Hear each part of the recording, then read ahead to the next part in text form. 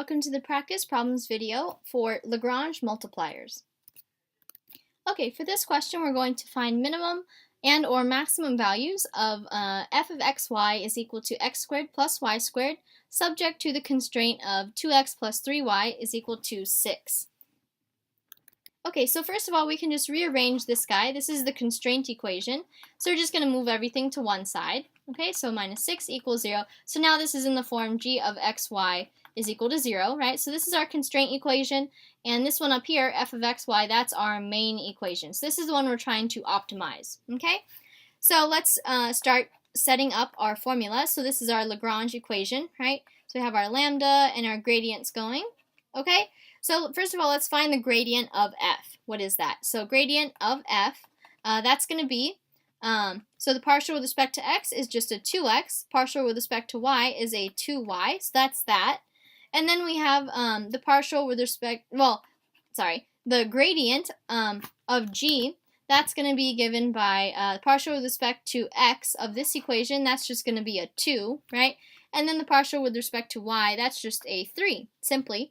Okay, so now if we set that up, we have 2x comma 2y should be equal to lambda times 2 comma 3. Okay, so then if we set up our mini equations, we get the first components being equal, so 2x, and then we have a 2 lambda. 2x should equal 2 times lambda, and then 2y should equal 3 times lambda.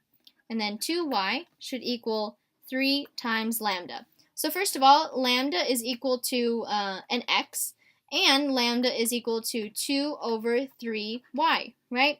So that means something equal to something. Well, I guess like you could consider it like if A is equal to B and C is equal to B, then A is equal to C. So it's kind of like the transitive property, I guess. Recalling like geometry, is that or something? Anyways, so we can say that x is equal to 2 over 3y. So x is equal to 2 over 3y. Okay?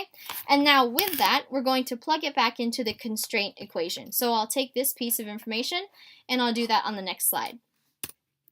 So we have that x is equal to 2 over 3y, and our constraint equation was originally 2x plus 3y is equal to 6, okay? So if we were to plug in 2 over 3y in for the x, let's see what we get. So 2 times 2 over 3 y plus 3y equals 6. So let's solve for y. So then we have 4 over 3y plus a 3y is equal to 6. So then we get, this is like a 9 over 3, right? So 9 over 3, 9, okay, I'm just going to not try writing that. 9 over 3 plus 4 over 3 is a 13 over 3. So 13 over 3y is equal to 6.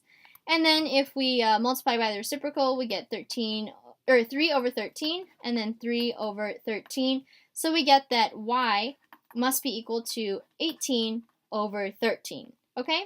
So that's y. And then to find x, we can plug that guy back into here. So we're kind of just being resourceful and using the equations we already derived. So this is going to be x is equal to 2 over 3 times 18 over 13. So that's going to be, we can cancel this out. So 3 and 3, so we get a 6 on top. So that's just going to be x is equal to a 12 over 13. Okay? So this point here, our x and our y, this is a point that we found. So our point is going to be 12 over 13, comma 18 over 13. So this is a point, but it is not our answer because it's not the maximum or the minimum value of the function, right? So what we're going to do now is just plug it into our f of xy. Okay, so we have this point, 12 over 13, and an 18 over 13, and we're going to plug that into f of xy, which is equal to x squared plus y squared, okay? So f of 12 over 13 and 18 over 13 is going to be equal to 12 over 13 squared plus 18 over 13 squared, which are kind of ugly numbers, but we're just going to get a 144 plus 324 over 196, okay, which turns out to be something like 468 over 196, which is actually, they're both divisible by 13. So we're going to do that, and it reduces down to 36 over a 13. Okay, so this is the value, and now we just have to determine, is this a maximum or a minimum? So This is the value, so we could just say that, but we need to figure out, we need to identify, is this max or min? So an easy way to do that is just to take our main equation, our main function here. We're just going to plug in some easy point, okay? So not just like 0, 0, but some easy point on our constraint curve, okay? So that's the important part. We can't just pick 0, 0 randomly or like arbitrarily, because that's not necessarily on our constraint curve. So our constraint curve, again, just a reminder, that is 2x plus 3y is equal to 6. So let's find a point that is on this constraint curve down here. So let's say x is 0, okay? So if x is 0, then y has to be a 2, okay? So 0, 2 is an easy point, right? One of them 0 and the other one's pretty low. So since this is on our constraint curve, g of xy, we could try plugging it in to our f of xy.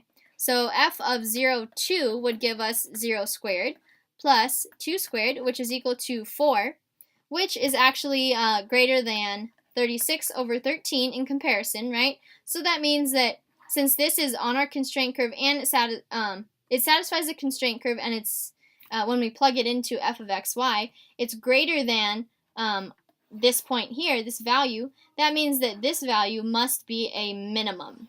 Okay, it's not a maximum, it is a minimum.